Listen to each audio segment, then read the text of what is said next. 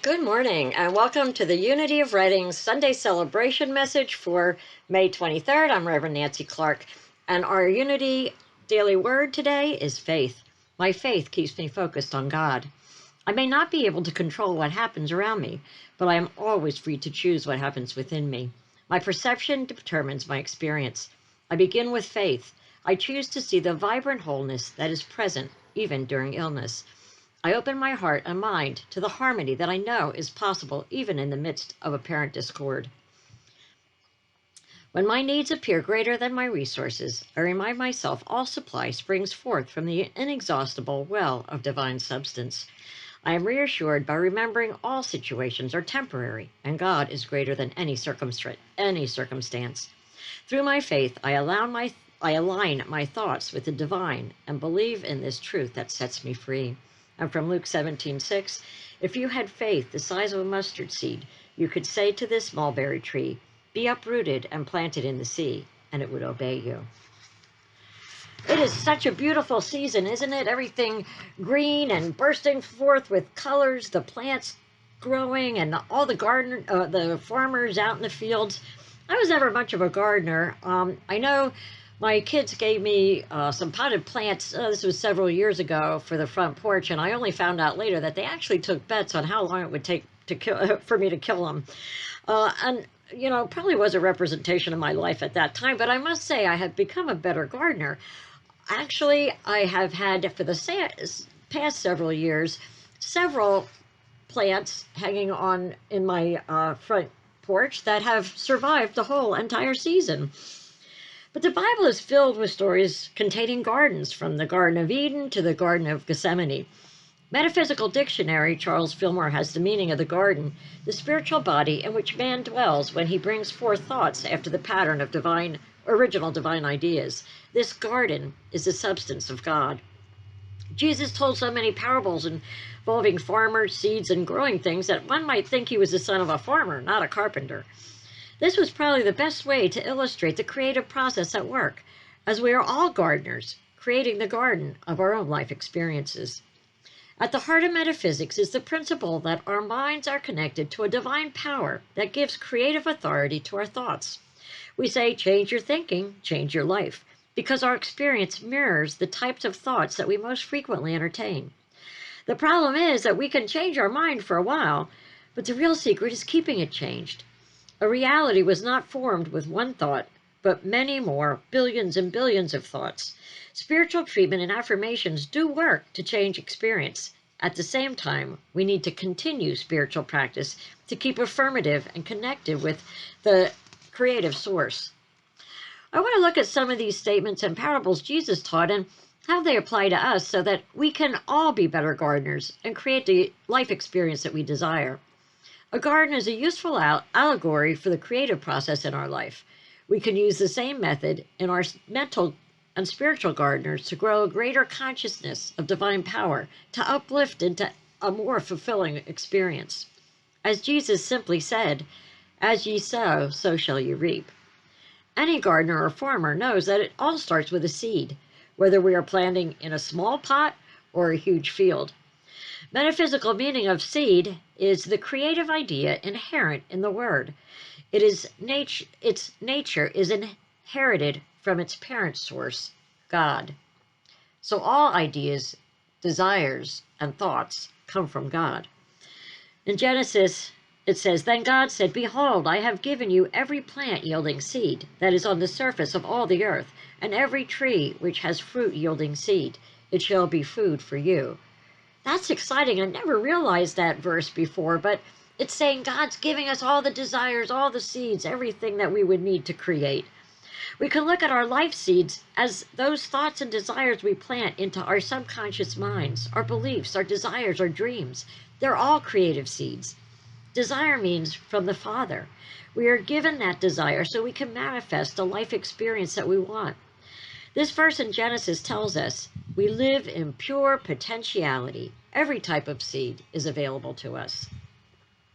So the first step in the creative process or spiritual gardening is choosing a seed.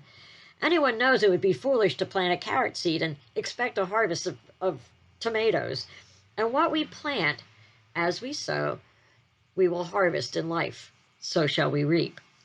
In some previous messages, I talked about our lack of clarity. Many of us don't know what we want. So to plant a good seed, we need to know exactly what we want.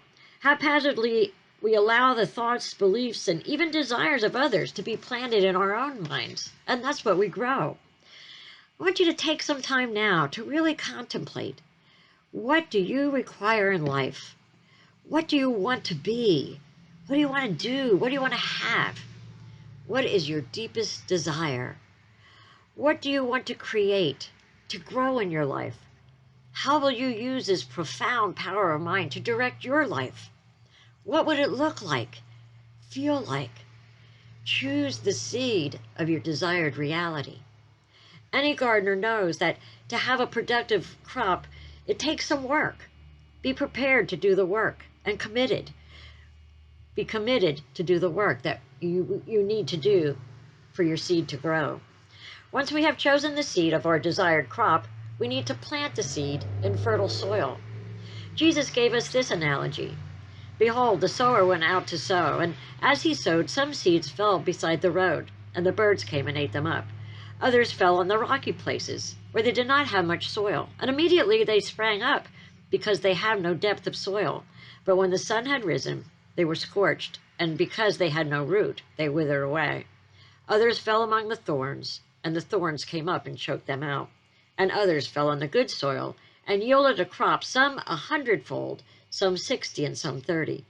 He who has ears, let him hear.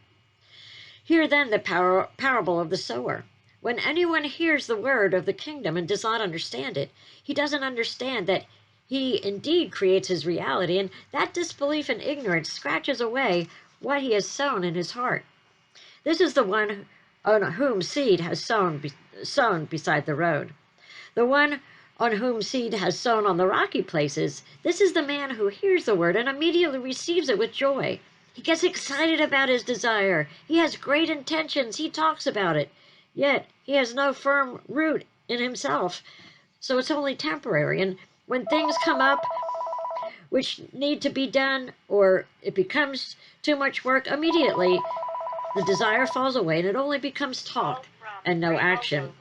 And the one on whom seed has sown among the thorns is the man who hears the word, and the worry of the world and the deficits of wealth choke the word, and it becomes unfruitful. We need to prepare our soil with willingness, faith, and expectancy. Having a consciousness of faith in what you are planting is the most fertile ground you can use. As Jesus explained, because of the littleness of your faith, for truly I say to you, if you have faith the size of a mustard seed, you will say to this mountain, move from here to there, and it will move, and nothing will be impossible to you. We plant the seed of the desired experience in the receptive soil of our minds by a clear intention and conviction. Often a gardener will put a seed packet at the end of the row with a picture of the completed plant. In the same way, we can form a clear picture of the intention already in place. In the process, we are growing in greater consciousness of oneness with our spirit.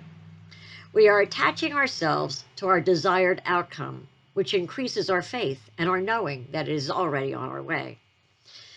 The next step in spiritual gardening is watering and nourishing it on a regular basis. A gardener knows that a seed can produce a plant, but doesn't expect a result by commanding a carrot seed, I affirm you are a carrot. We can't make a seed grow. We can only provide the means by which it can grow. Patience goes along with faith. We cannot dig up a seed and keep looking at it to see if the roots are forming. We just continue to provide it water and nurturing. As Paul wrote in Corinthians, I planted, Apollos watered, but God was causing the growth. So then neither the one who plants nor the one who waters is anything, but God who causes the growth. That was really a big aha moment for me. We don't grow anything. We provide the conditions which allows it to grow. The seeds of intention are nourished with the water of affirmative thoughts. Plants have been shown to be affected by positive words and feelings. In the same way, our mental seeds respond to expressions of love and encouragement. Forming affirmative statements is powerful, especially when it is said as true now, in the present, not in the future. Words of gratitude and appreciation continue to enrich the soil for our seeds. Focusing on the joy in life provides nourishing emotions.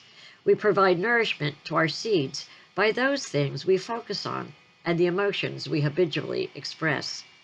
Prayer uplifts our thoughts into higher good, not to convince God of anything, but to strengthen our own faith and belief, to fertilize our own soil.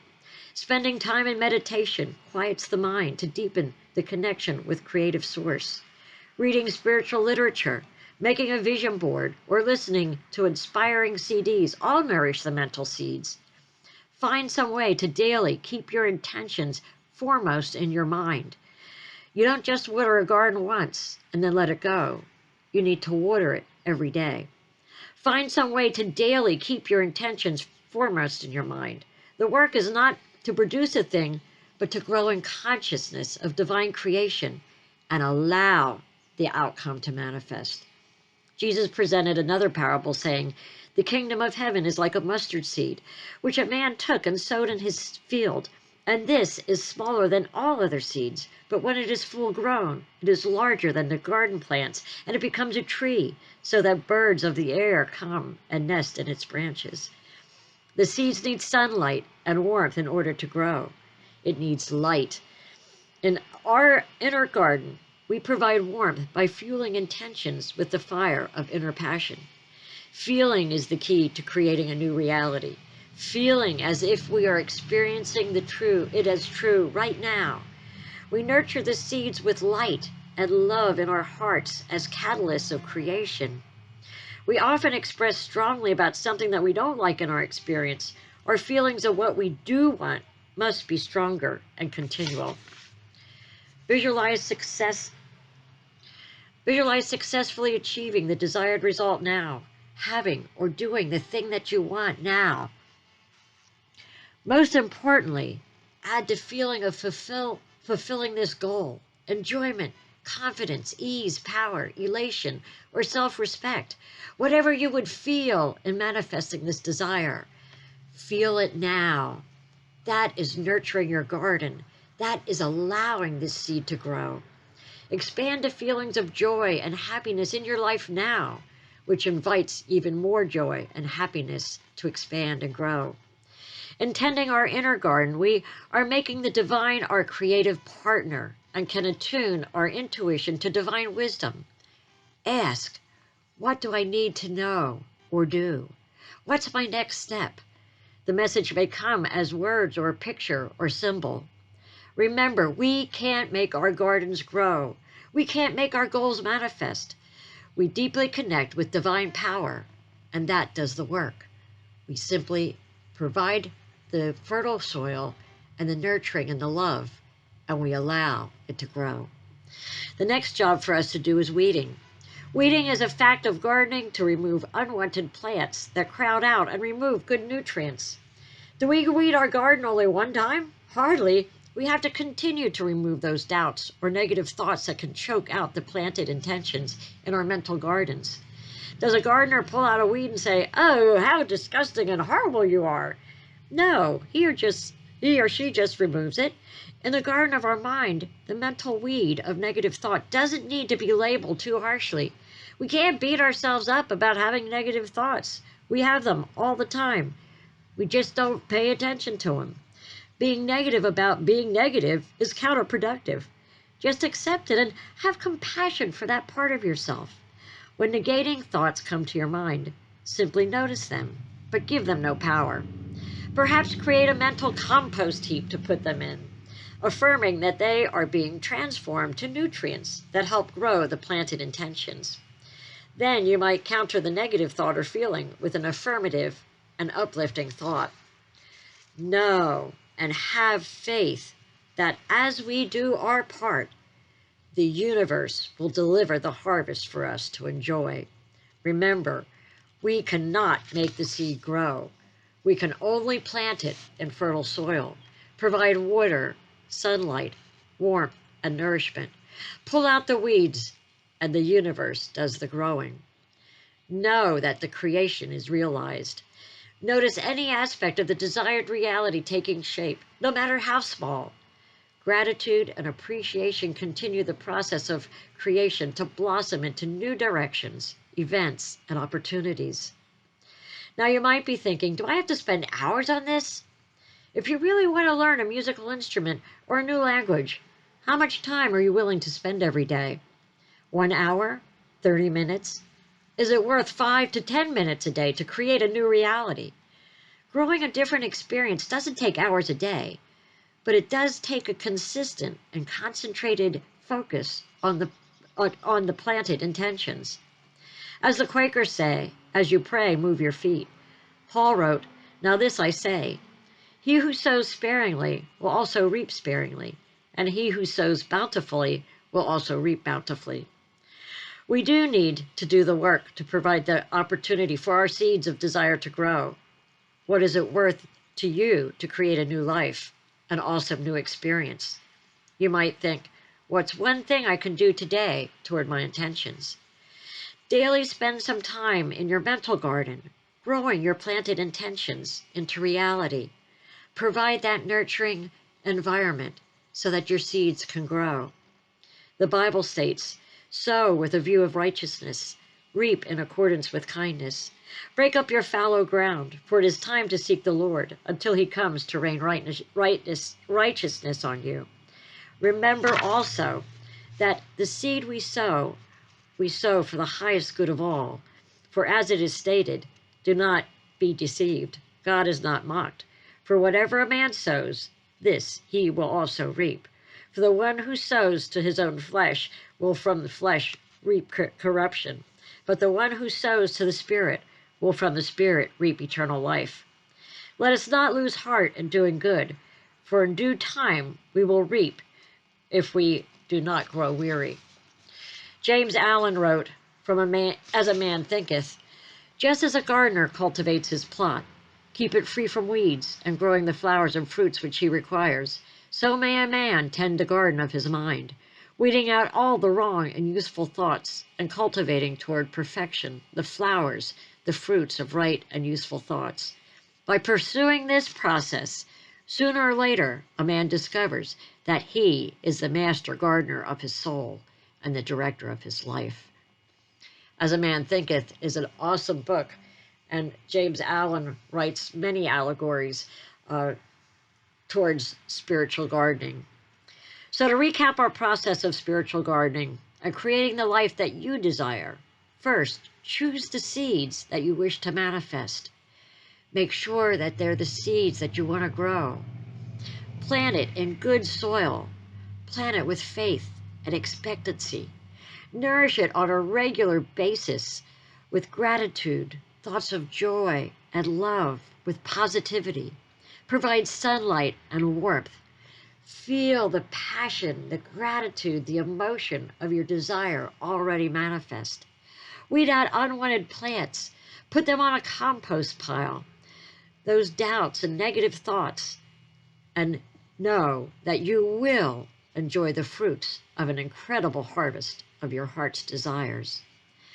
May you all grow beautiful gardens of your heart's desire in joyful oneness with divine presence. I want to end with a cute poem I found called Gardening God's Way. It is time to plant our gardens. As you plant, may I suggest the following rules for your garden planting. Plant four rows of peas: purity, patience, persistence, and peace. Plant 4 rows of squash: squash gossip, squash indifference, squash grumbling, squash selfishness. Plant 5 rows of lettuce. Let us be faithful. Let us be kind. Let us be grateful. Let us be generous. Let us really love one another. And no garden is complete without turnips. Turn up for unity celebrations. Turn up for service and help one another. Turn up with a smile, even when things are difficult. Turn up with determination to do your best. Turn up with the commitment to make your garden grow. To conclude our garden, we must have time. Time for God and our spiritual growth. Time for prayer and meditation. time for family, friends, and each other.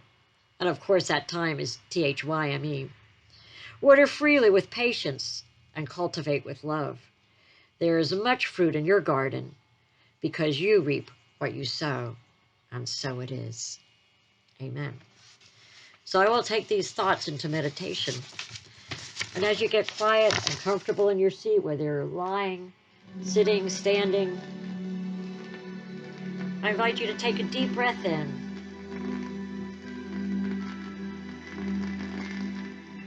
And picture you're walking through a lush garden. Beautiful, filled with beautiful flowers. Exhilarating aromas. Plants, fruits, vegetables that make your mouth water.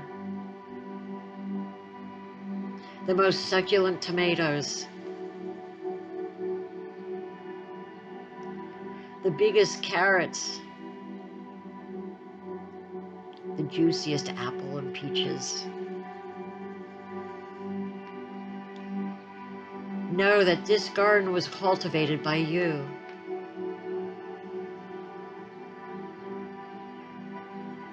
Think back at the time of your planting. Imagine choosing your seed. You're choosing a quality seed. You know what you want to plant. You know what you want to harvest. And that's the seed that you choose. Take time now and choose the seed of your desire. Make sure your seed is stated in a positive, affirming way. State your seed as it is now already happened. And know as you plant this seed, all you will need to do to cultivate the harvest is to provide those things for which it can grow. The universe is the one that makes it grow. Prepare your soil for the planting of your seed. You're doing that right now in meditation and quiet. Focus on those things that bring you joy and love. Feel those emotions well up within you and grow. Feel the passion that your desires already manifested. Whatever those feelings are, feelings of joy, of love, of gratitude. Feel those feelings and know that these feelings are fertilizing your soil. It's giving you rich soil on which to plant your seed of desire. Affirm statements of truth. All things are possible to those that believe. Affirm, I am a creator. I am a co-creator with God. I believe in my desire.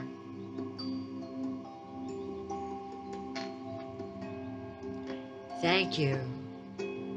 Feel the gratitude for your desire already manifest.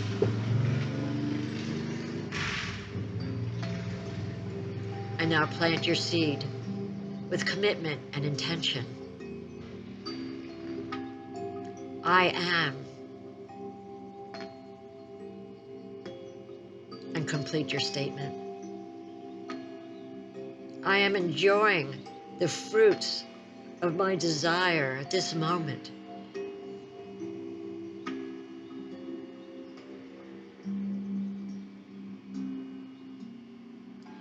Now that you have planted your seed, make a commitment to continue to water and nourish your seed each and every day.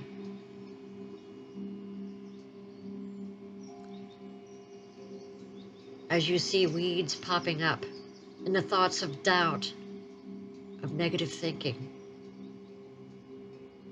of turning back, of giving up. Create your imaginary compost pile.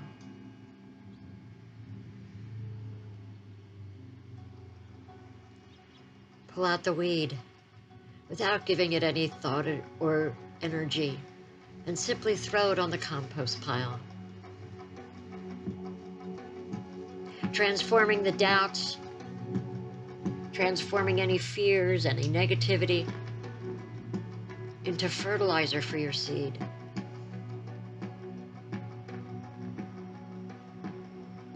Know that your desire is from the Father. Your desire is God-given. The universe would not give you a desire that you could not fulfill. As God said, I have given you all seeds, every seed possible, for any type of fruit that you want to manifest. Plant it, nourish it, water it, love it, feel it, have faith in it, and allow the universe to grow it. Remember, you don't grow anything. The seed grows itself. All you do is to allow those circumstances in which the seed can grow.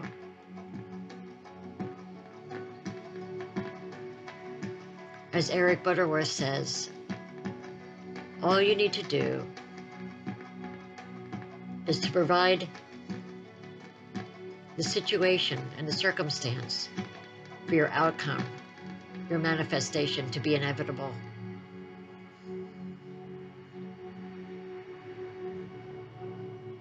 Feel the feeling of your desire already accomplished. See your garden growing. See the strength of your plants taking root beneath the ground. Know that once these roots are established in truth, nothing can pull them out. See the shoots springing forth from the ground. Imagine this is your desire springing forth. See the first little sprout and feel the excitement. Yes, yes, it's on its way. Thank you for this realization. As a sprout grows into a luscious plant, feel the joy. And know that it was your watering. You're providing light and love that allowed this plant to grow. Now see the fruits of your desire being manifest. It looks just as the picture on the end of the row. The seed that you planted. The universe has manifested this because you have provided the conditions for which it can grow. Feel yourself enjoying the harvest, the luscious fruits and vegetables that you have co-created with God. Feel the feelings of your desires manifested. And know that whatever so you desire, ask with faith, love, gratitude, and know that it will be done to you.